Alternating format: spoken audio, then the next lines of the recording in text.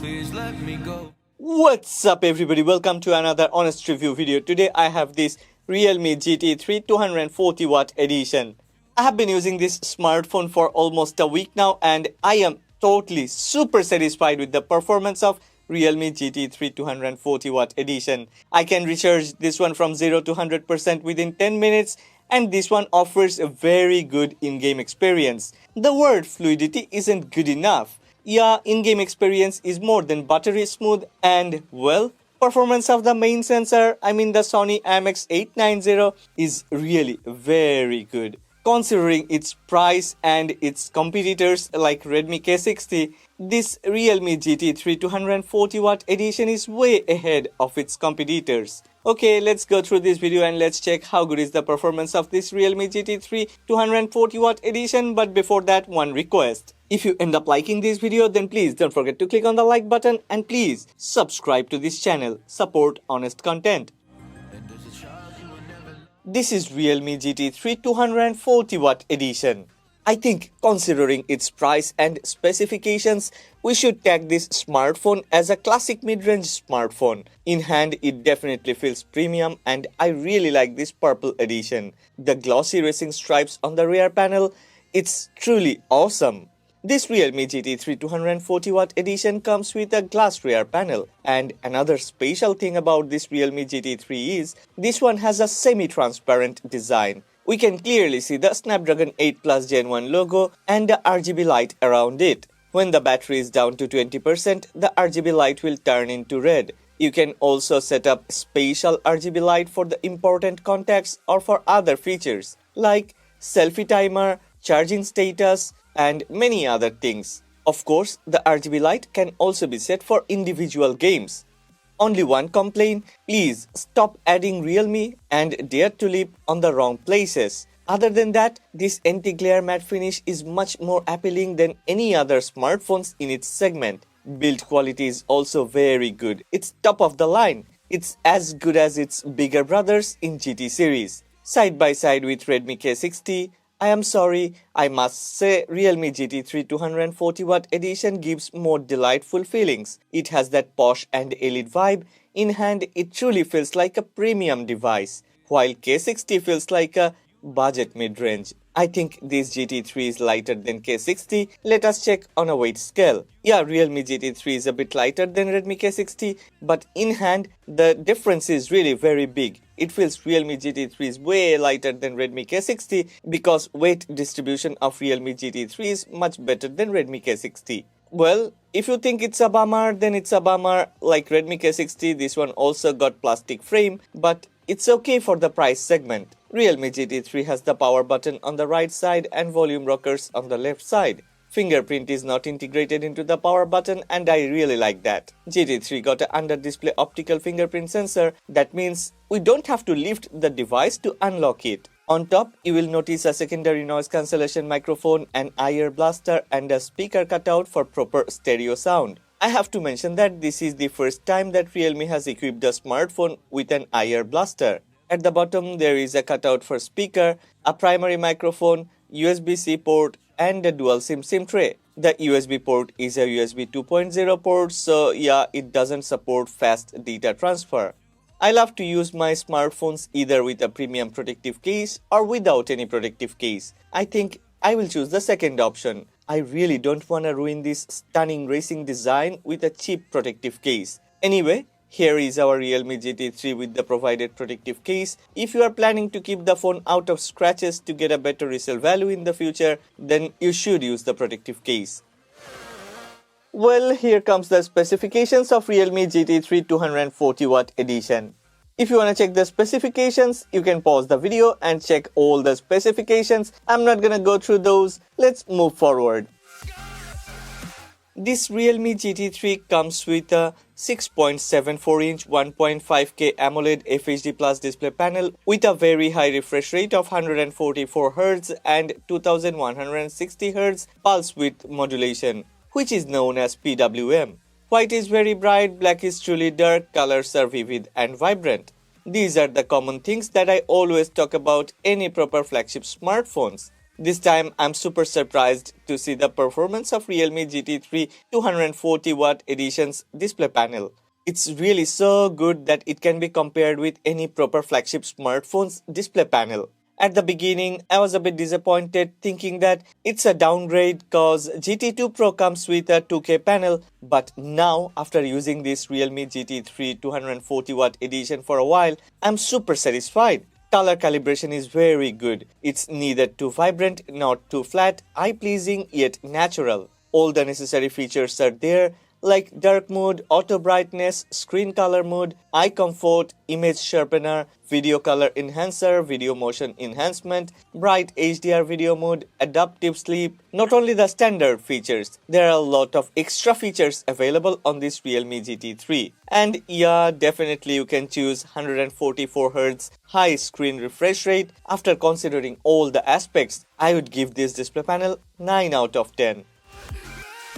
It's time to check the stereo speaker setup of Realme GT3. As this one comes with Dolby Atmos and proper stereo setup, I had a very high expectations from this Realme GT3, and after listening to music on this smartphone, I think this one actually performs good. Anyway, I would give 8 out of 10. Please listen to this music carefully and you decide how good is the performance of Realme GT3's stereo speaker setup. I'm like an addict, do I gotta have it. I ain't even playing, got a really bad habit. If it moves, gotta grab it, fuse like a magnet. Lose, won't have it till I'm doomed in a casket. I ain't playing, got a weird mind. If you work 8 hours, I'ma work 9. I have also ran 3D the gamer's benchmark on both the Redmi K60 and Realme GT3. Well, at the beginning, let me tell you clearly. Redmi K60 comes with an underclocked Snapdragon 8 Plus Gen 1 SoC, so definitely Redmi K60 cannot perform as good as Realme GT3.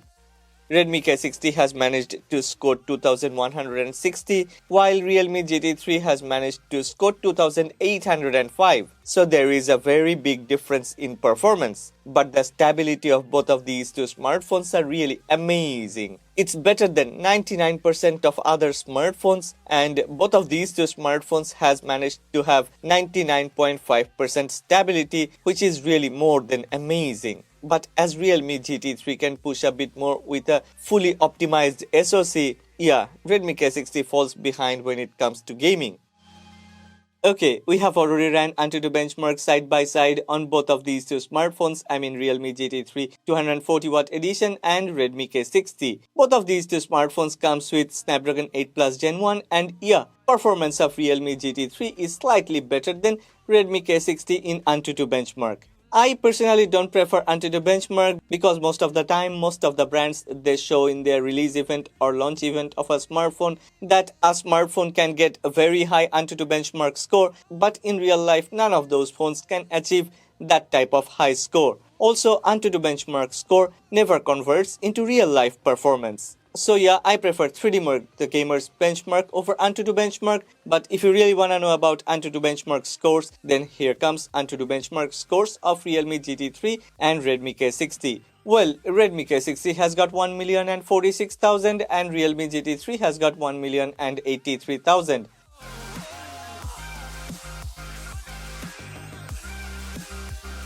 All the Realme GT series smartphones comes with GT mode, so yeah, if you are a hardcore gamer, if you wanna play graphics intensive games, then you can enable GT mode. But actually I wouldn't recommend that you enable GT mode, because with GT mode Realme GT3 generates a bit of a heat, and after playing games for hours after hours, you will feel that there is a bit of a throttling going on. Without GT mode there is no throttling, no issues.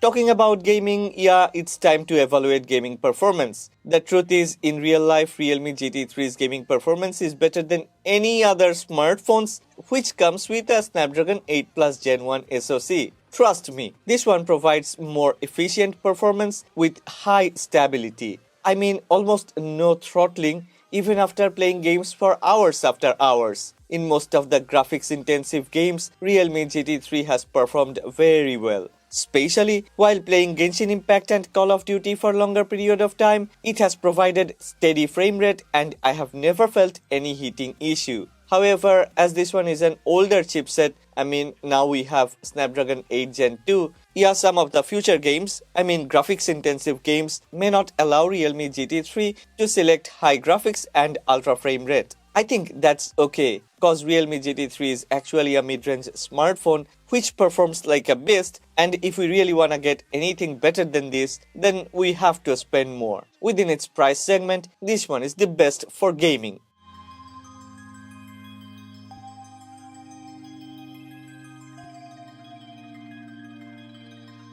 Okay, it's time to talk about the rear camera setup. This Realme GT3 comes with 3 sensors at the back. In simple words, 2 of those sensors are just useless. The main sensor is a 50 megapixel Sony IMX890 and this one has OIS. I'm surprised because OnePlus 11, a flagship smartphone, also comes with the same main sensor. Okay, this Realme GT3 comes with a 8 megapixel Sony IMX355 as its ultra-wide sensor and a 2 megapixel OV02B10 as its macro sensor. I really cannot accept this. 8 megapixel for ultra-wide? What is this? Are we living in 2010? Come on, it's 2023.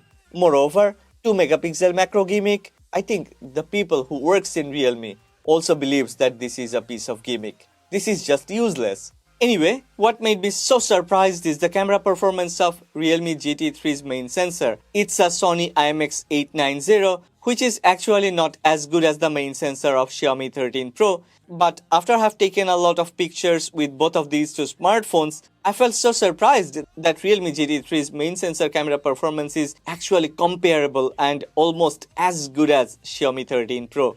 Let's check the photos and you decide by yourself which one has actually performed better.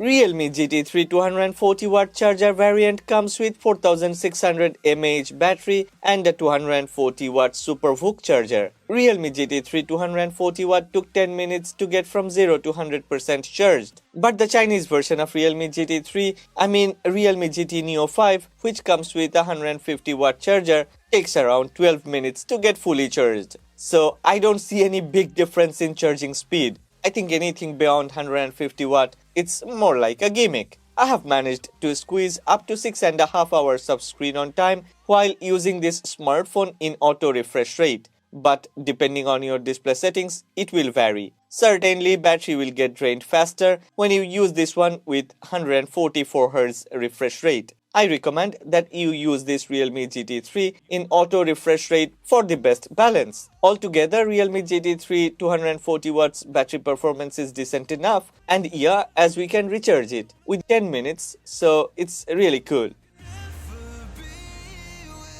I use banking applications on my smartphones, and if a smartphone doesn't support safety net, then it's a bummer for me. If you want safety net support, then it's good that Realme GT3 actually supports safety net.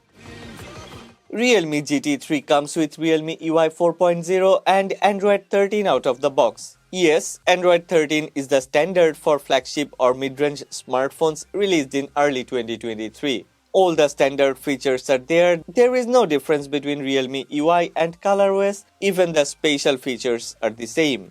Well, if you really think that Oxygen OS is better than ColorOS, then I think you should try the ColorOS which is released in Chinese market. Because Realme UI and ColorOS released in Chinese market is even more optimized than Oxygen OS which is released in global market. Realme GT3 comes with an old-school optical fingerprint sensor. It's an under-display optical sensor. This optical sensor is as good as any other flagships. It's easy to enroll fingerprint, it's the same process and works perfectly well. No issues, no complaints, it's truly fast and fluid. Realme GT3 also comes with face unlock option. Adding face data or enrolling face is pretty easy. Your face will get registered within a second, and of course, this face unlock option is pretty fast like a flagship smartphone. Okay, what do you think about the performance of Realme GT3 240W edition? I think this one has actually performed like a monster. Among all the Snapdragon 8 Plus Gen 1 smartphones, this one offers the best performance, and look at this gorgeous outlook and appearance. This is the phone I would buy, and I wouldn't hesitate to recommend it to everyone. If you actually want to buy a smartphone within the price segment of Realme GT3 240W edition. If you have liked this video, then please don't forget to click on the like button and please subscribe to this channel. Support honest content.